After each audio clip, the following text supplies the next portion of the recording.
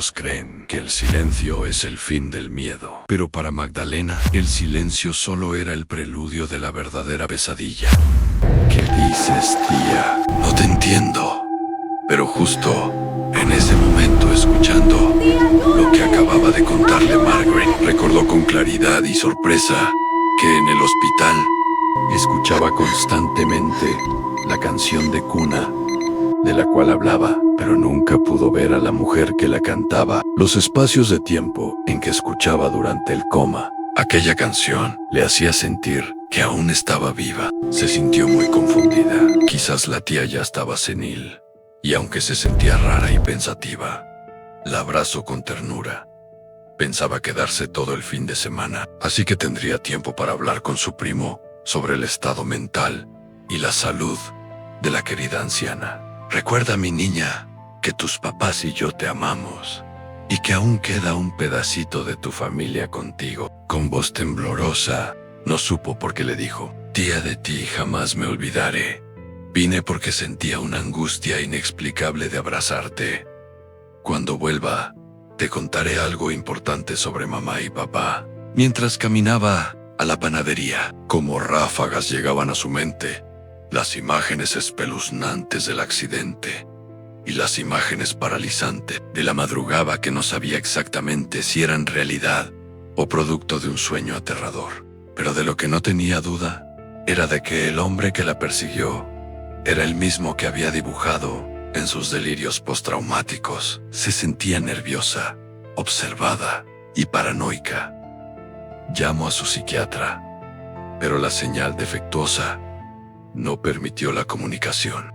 El sol de la mañana iluminaba suavemente las aceras. Al entrar en la panadería, el agradable olor a pan recién horneado la envolvió. Por un momento, parecía que la normalidad había regresado. La chica que la atendió, joven y sonriente, la observaba con curiosidad mientras metía el pan en una bolsa de papel. Antes de que Magdalena pagara, la chica la miró fijamente, como si estuviera a punto de hacer una pregunta incómoda. «Usted no es de por aquí, ¿verdad?», preguntó la jovencita. No vivo aquí. Vine a visitar a mi tía Margaret, que vive a unos cuantos metros. Creo que el olor la tentó y me pidió que le lleve un pan caliente con galletas de dulce». La chica la miró fijamente, como si las palabras de Magdalena le hubieran provocado una leve incomodidad. Al principio no entendió por qué. La joven se quedó en silencio unos segundos antes de preguntar, en tono bastante bajo: «¿Se refiere a la señora Margaret Gacha, la que vivía en la casa del limonero?» «Sí, ella es mi tía», contestó Magdalena. «Señorita, ¿me está diciendo que la señora Margaret la mandó a comprar pan?» «Eso es imposible. La señora Margaret murió hace 5 meses, junto con su hijo Arturo, en un accidente de tránsito. Al parecer, a su hijo le dio un infarto fulminante mientras conducía y se hundieron. El accidente ocurrió en el arroyo Cielo Verde. Fue noticia en el pueblo. Doña Margaret era muy querida por todos». La chica la miraba, sin saber cómo reaccionar ante el silencio que llenaba el aire. Presa de la ansiedad y temiendo perder el control, pidió un vaso de agua. Mientras tanto, sacó una de las pastillas que siempre llevaba consigo desde que había sido dada de alta en el hospital. Cuando la muchacha le pasó el vaso con agua, el temblor de sus manos al descubrir al demoníaco ser del arroyo detrás de la joven le impidió sostener el vaso entre sus manos. El estruendo del cristal contra la baldosa aturdió la fragilidad de su desequilibrada mente. Tropezando contra las paredes, salió del lugar. El sol iluminaba la casa del limonero. Asustada, emprendió el regreso, dando zancadas sin mirar atrás. «Margaret está bien. Arturo está en casa. Nada de esto es real». Cual si fueran plegarias, repetía una y otra vez las mismas frases mientras corría, sin sentir el pavimento bajo sus pies. Al llegar a la casa, La puerta estaba cerrada. El aire emanaba una textura densa, como si algo más estuviera acechando entre las paredes. Magdalena, temblando, decidió entrar, pero frenó en seco. Un aviso que no vio antes estaba pegado en la reja del antejardín. Sus ojos recorrieron el letrero con incredulidad y ansiedad. Se alquila. Pedir información en la veterinaria Arthur el gatito. Dio un paso atrás, mirando el letrero con más detenimiento. ¿Quién querría poner en alquiler la casa de Margaret? ¿Y qué tenía que ver una veterinaria con todo esto? La pregunta no hacía más que aumentar su confusión. Se acercó a la puerta. Giró la chapa. La puerta no se abrió. Extrañada, intentó de nuevo. Esta vez, con más fuerza. Nada. La puerta estaba cerrada, pero ella recordaba haberla dejado abierta. Su corazón latía con rapidez. Se habrá cerrado sola, pero esa no era la única anomalía. Las ventanas estaban completamente cerradas, las cortinas tiradas a través de los vidrios, los cuadros de la familia ya no se veían. La casa estaba casi en tinieblas, pero hacía solo unos minutos todo estaba iluminado. Incluso la noche anterior cuando llego. Miro por todas las ventanas, pero la casa estaba vacía, completamente deshabitada. No había rastro de la tía Margaret, ni de sus cosas, ni de nada que le diera sentido a lo que estaba viviendo. ¿Dónde está mi tía? ¿Dónde está Arturo? ¿Por qué no puedo entrar? Con un nudo en el estómago, emprendió la marcha a la veterinaria. A medida que caminaba, su mente continuaba dando vueltas sobre todo lo que acababa de suceder. Al pasar nuevamente por la panadería, caminando a zancada, la joven que hacía solo unos minutos la había atendido la miró extrañada mientras hablaba con otra mujer, quien también la mira con indiscreción y temor, pero los murmullos de las dos mujeres no la detuvieron. Cuando finalmente llegó a la veterinaria, aún apretaba en su mano la pastilla. Es falta de medicación. Tengo un delirio. Margaret está viva. Margaret está viva. El hombre del arroyo solo es un fantasma. Margaret está en la casa. Debo volver. ¿Buscas una mascota para adoptar? Cuando escuchó la pregunta de la mujer, se encontraba dispersa, mirando un gato negro que aullaba en la puerta de aquel lugar. No busco una mascota, respondió Magdalena. Un niño pequeño salió corriendo del interior del local. Tenía una mirada brillante, como si hubiera encontrado algo que lo emocionaba mucho. El niño se acercó a Magdalena y la abrazó con mucha fuerza, algo sorprendida. Ella también lo abrazó. ¿En qué puedo servirle?, preguntó la mujer de la veterinaria, después de observar la interacción entre la mujer y el niño. Magdalena, aún confundida y con el corazón latiendo más rápido, finalmente decidió hablar. Llegué aquí por el aviso en la casa del limonero. Quiero saber quién la está alquilando, desde cuándo y por qué. La casa está en alquiler desde hace 3 meses. Yo estoy a cargo en este momento. ¿Y quién es la dueña? Necesito hablar con ella. ¿Tú la conocías?, preguntó la mujer, un tanto incómoda. Por favor, dígame. Necesito saber. La dueña murió junto con su hijo en un accidente de tránsito hace 5 meses. Hemos estado intentando contactar a su sobrina. Era la única familiar que tenía doña Margaret. Eso me dijo Arturo, su hijo. Me había hablado de ir a visitarla. Quería disculparse por algo que pasó hace años entre ellos, pero se cruzó el accidente y nunca la conocí. Siempre dejamos todo para después, y el después a veces nunca llega. Lo dicho por la mujer sonó cargado de dolor. Por alguna razón, solo cuando escuchó la versión de la mujer de la veterinaria, Magdalena se quebró, rompió en llanto, alejándose hasta una banca en la sala de espera. Un llanto inexplicable para aquella mujer que la miraba consternada El niño caminó hasta donde Magdalena muy triste lloraba y con sus pequeñas manitas la abrazó y la miraba con ternura y preocupación como si sufriera al ver sus lágrimas. La mujer de la veterinaria se acercó para que el niño le diera espacio a la joven que se mostraba muy acongojada. ¿Estás bien? ¿Conocías a doña Margaret? Ella era mi tía, la mejor tía del mundo, y Arturo era mi único primo cercano. La mujer de la veterinaria abrió los ojos como un par de platos. ¿Tú eres Magdalena Gacha? Por Dios, he intentado localizarte desde hace 5 meses, pero ha sido imposible. Busqué tu contacto en el celular de Arturo para que vinieras con tus padres al funeral, pero nunca pude recuperar la información del celular. Lo recuperaron cuando sacaron el auto del fango, pero se perdió toda la información. Quedó inservible. Hace unos meses me di por vencida y decidí alquilar la casa, esperando que alguien de la familia apareciera. Arturo siempre dijo que su familia era muy chica y que además, hacía años, no se hablaban. Soy Ángela García. Arturo era mi esposo y el papá de mi hijo.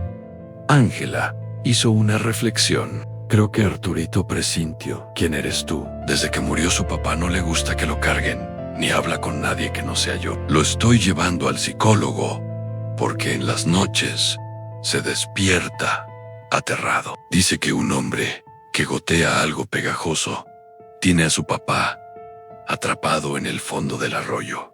Ya mi niño no es capaz de dormir con la luz apagada. Dice que el monstruo del arroyo se lo quiere llevar al pantano.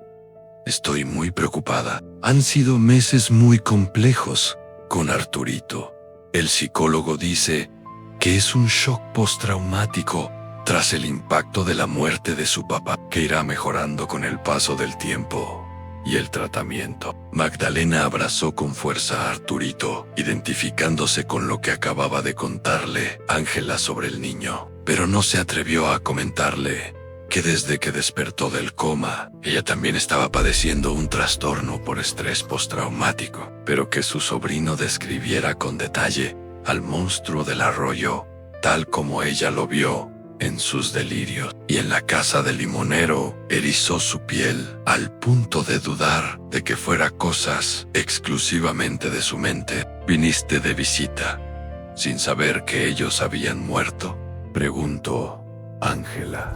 No, el lunes, aunque suene a locura, Arturo me llamó. Dijo que mi tía quería verme. Habló de otras cosas que no pude escuchar con claridad. Le devolví la llamada muchas veces, pero no pude volver a comunicarme con él. Anoche llegué a la casa de mi tía. Tomamos chocolate juntas y hablamos hasta la medianoche. Esta mañana, en la panadería, por casualidad, me enteré del accidente. Así llegué hasta aquí.